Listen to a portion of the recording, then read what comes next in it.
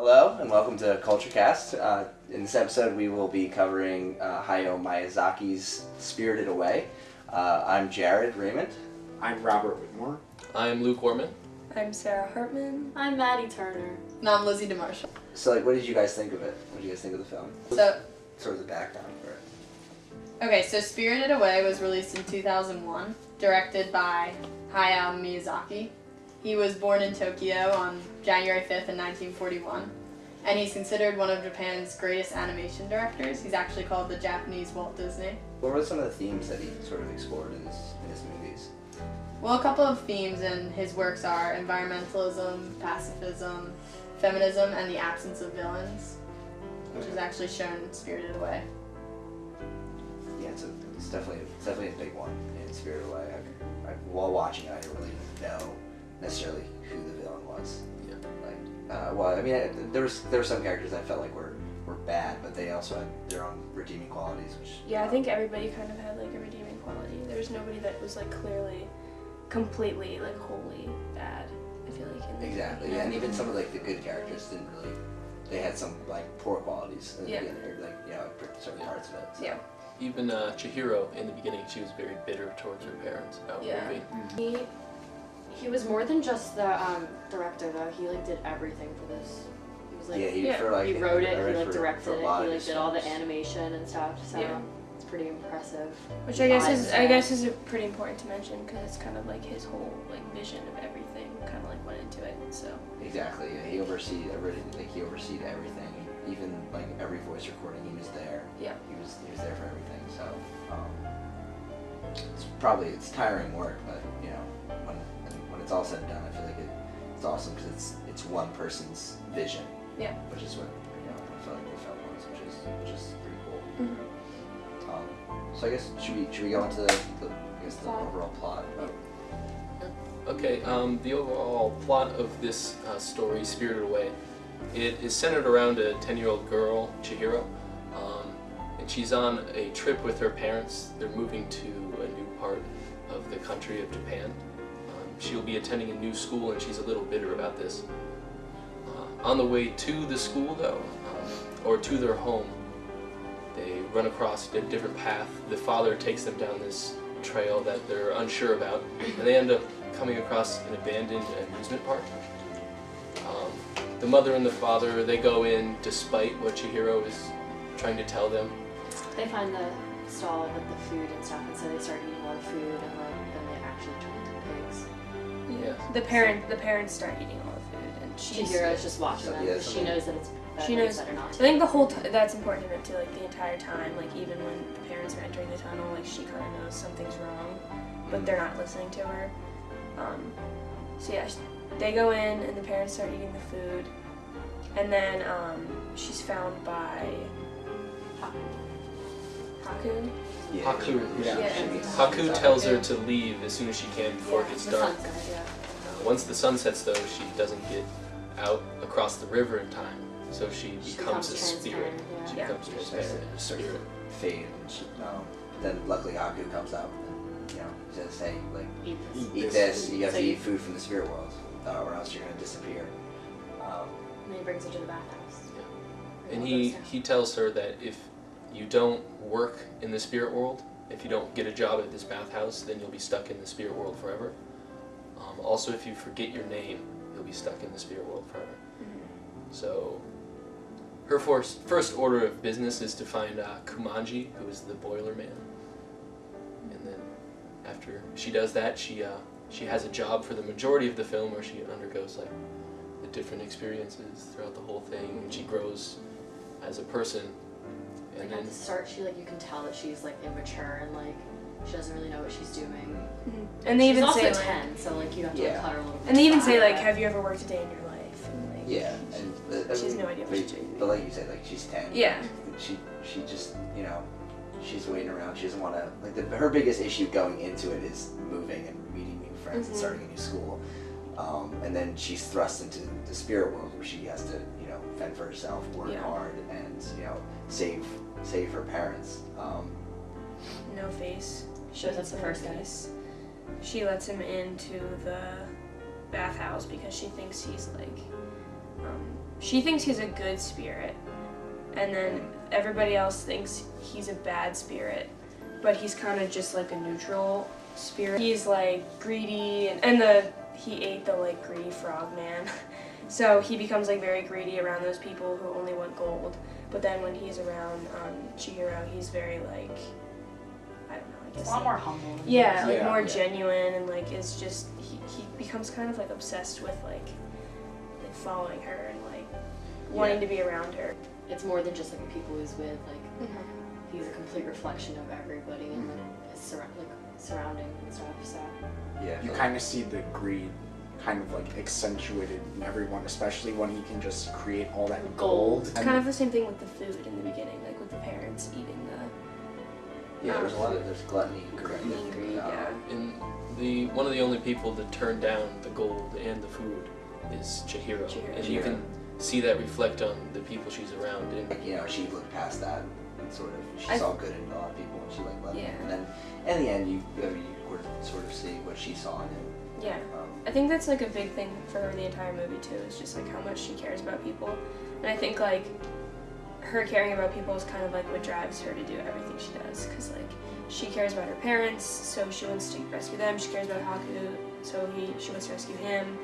So I think that's just like her driving force. That scene with the river spirit, I think it was a huge scene in the movie, just to show, I guess, her development as a character, because at the beginning she's really not working very well at the bathhouse. She was mostly working ineffectively, as any 10-year-old would in their first job. But then comes the challenge where she's assigned to work the big bath, and then they're greeted with I think they called it something else in the beginning. It's like a stink spirit. They thought it was a stink spirit. It comes, and she's supposed to wash it, and she does, but then she notices something about it, and she notices something sticking out of its side, and when Yubaba hears this, she realizes that it's not a stink spirit, it's a river spirit. And then I read somewhere that this scene where they pull out the bike and there's all this trash that was just inside this spirit that was just reflective of a time where Miyazaki cleaned a river once. He was just saying how he cleaned a river and there was like a bicycle in it like sticking out, and so he like cleaned up the river with like 10 of his friends, and they were like wrapping a rope around the bars and they pulled it out of the river, and then all the fish came back. Like he actually like physically cleaned the river. There's a big moment there. I know we've talked about in How to Read Literature Like a Professor, where water is used to sort of baptize characters, where they go through a sort of change. And I felt like there's a moment where Sen falls into the water, and she comes out and she's basically treated as a hero. Going along with the water, there were like a couple scenes, like there were like flashbacks throughout the movie where she would be with Haku. Like I think there was a couple times where the one time when she was flying with him and he was like in his dragon form, and I think there was another time when they were like running or something. But it kept flashing back to like they both like remembered each other but didn't know why, and it kept flashing back to when she was like underwater, and then finally at the very end where they flash back again to where she was underwater, she kind of realized like it was because earlier, like when she was younger, he had saved her. This is kind of switching it up, but I guess going along with the themes, I guess you could see, like you said, pacifism was like one of the themes, right? Yeah. And I guess you could see that like given the fact that he grew up in Japan in World War II, he kind of saw all the suffering around him like in the war. So I guess you can kind of see that in the movie with all of the like greed around him and how that kind of like taints everybody, and it just becomes this like everybody wanting the gold, and it becomes this like evil like spoiling thing. Said he came from a wealthy family, so he always lived comfortably, and like I guess that made himself feel greedy in a way.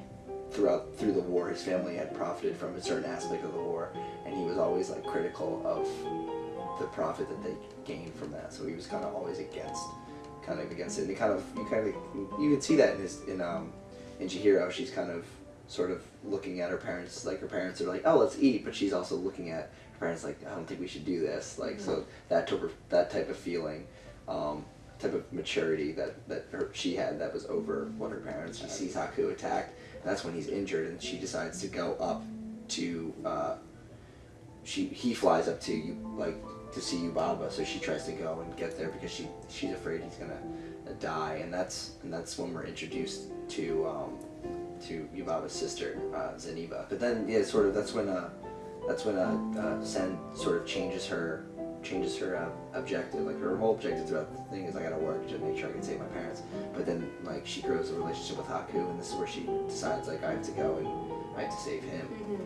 I think it's important too that she chooses him over No Face, because this whole time at this because you said it was happening at the same time. So No Face is just trying to give her gold and like trying to give her money, and she actively like denies that because she just wants to help Haku. Like the power of love is what saved him.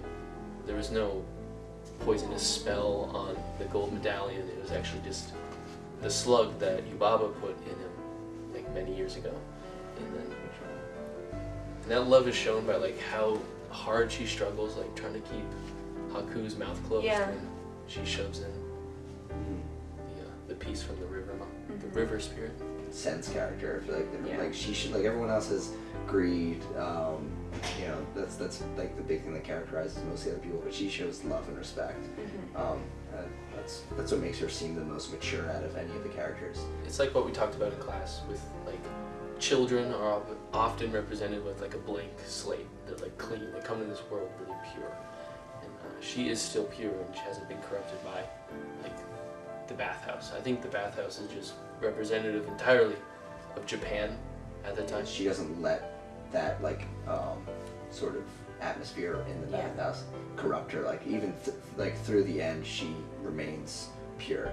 Because she's just a child in the beginning, but then when she goes through this whole thing in the spirit world where she has to grow up and get a job and work, she's not really a child anymore in that world.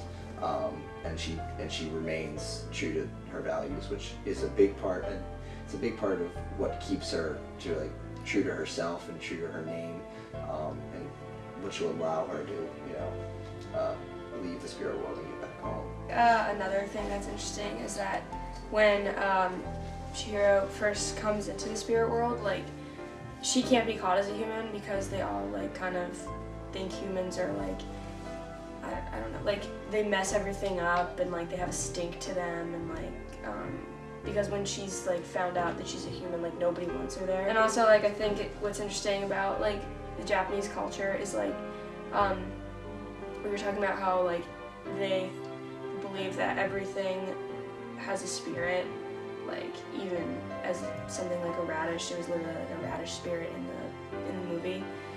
So I think that's like another level of like kind of like, I don't know, respect of like humanity, I guess, in that culture. How does the film compare with other films you've seen? I thought that the film, I compared it to Tomboy, which you watched in class, mostly just based on the names, just because you have Laura and Mikhail, and you also have Chihiro and Sen, and we don't, like with both characters, we see like in Tomboy, Mikhail, when Laura pretends to be Mikhail, pretends to be a boy, she becomes more sure of like who she is as a person, and the same thing really happened with Sen. Like even though it's not like she wanted the name Sen, she's fine with her original identity, but it was taken away from her, and as she was working, I feel like she became more sure of who she was as a person. She became more responsible in that with the fake name than she was with her real name. Yeah. So that's how I kind of compared those two.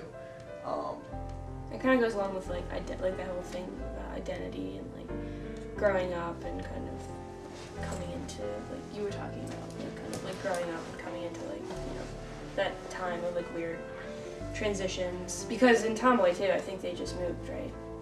They just moved. They recently moved to a new place. So it's kind of like that same kind of trying to like balance that, I guess.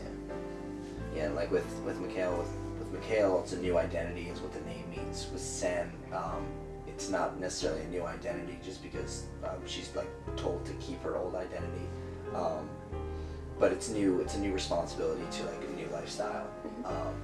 And you know, she adapts to her new life as Sen, but one of the key things is that she keeps her values that she had as Chihiro, or deep values that she didn't really know that she had, but she stuck to it, and that's what made her character so strong, I think. Well, I think with Mikhail, I think it's a lot of exterior identity that's changing, but he's still sensitive towards his sister. He like does all the things, like he still has like a heart, and like inside they're the same. Yeah, exactly. They're the same inside, but like the more exterior identity as like opposed to being like a different person, but still holding on to a little piece of it. Because it's kind of similar, but like different. Yeah, there's definitely similarities in the change that they both go through with the different names, but there is too, like those similarities.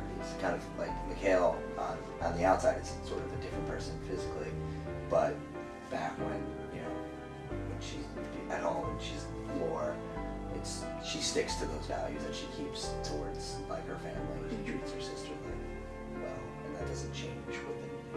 And that's kind of similar to Sam. Like she doesn't really change who she is, like deep down, but like she just needs more responsibility. That's really the big change she goes through.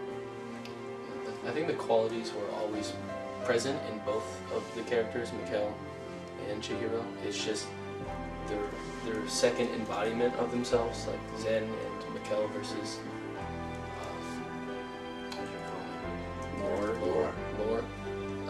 I think when they take on their new names, the qualities that they previously had but were never exposed become exposed, and then when they come away from it, they carry those back into their old names. Like Mikhail becomes Lore again, but she's carrying the qualities that she gained when she was Mikhail. Yeah. And Zen becomes Chihiro again, but she's still carrying the qualities she learned when she was Zen.